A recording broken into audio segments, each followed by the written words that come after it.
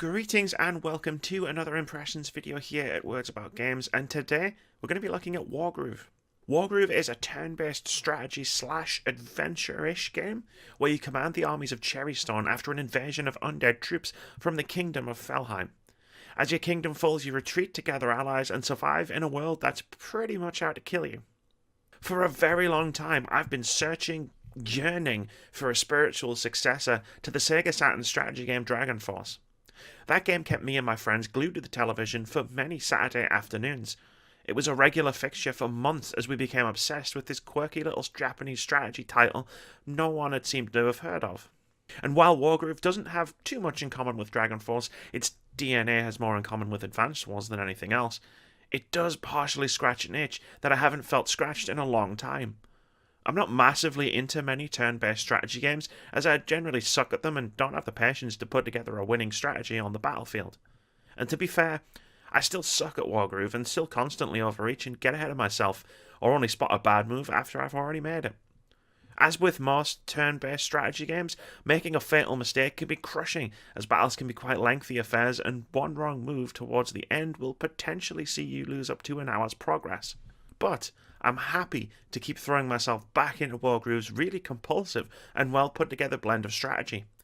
It's really user friendly and has a bunch of super useful mechanics that are infinitely helpful to a strategy game novice like myself.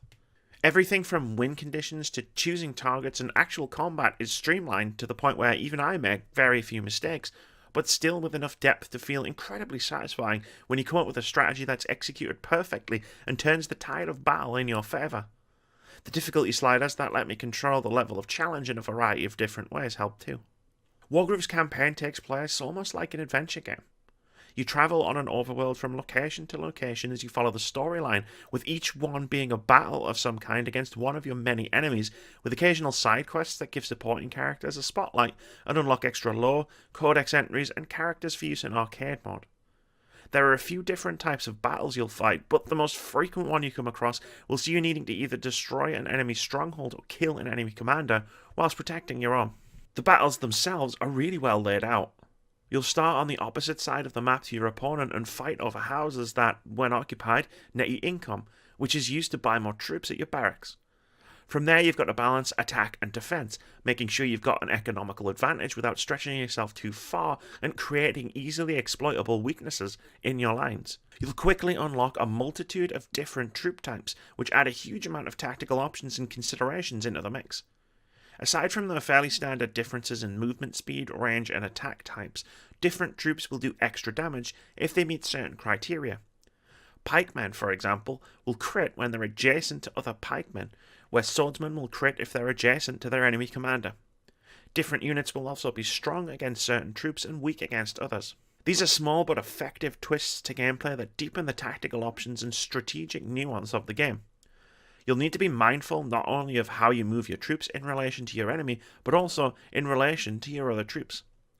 Maximizing your crit damage can be the key to swinging the odds in your favour, much like the groove abilities of your commanders, with each one having a different ability that, if deployed at the right moment, can turn a stalemate into a victory, or even save a losing battle.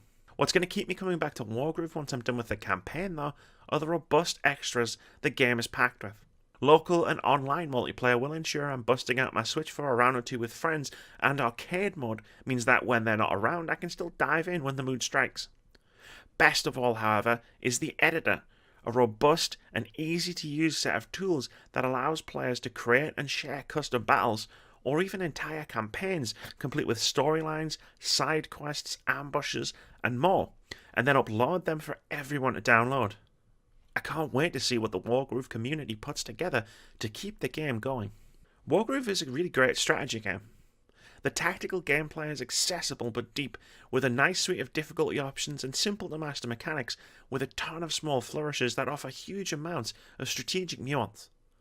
And while there's a lengthy campaign that will satisfy your thirst for battle, with lots of different types of objective-based warfare, the added tactical options and wonderful campaign editor make this one hell of a package at an absurdly low asking price.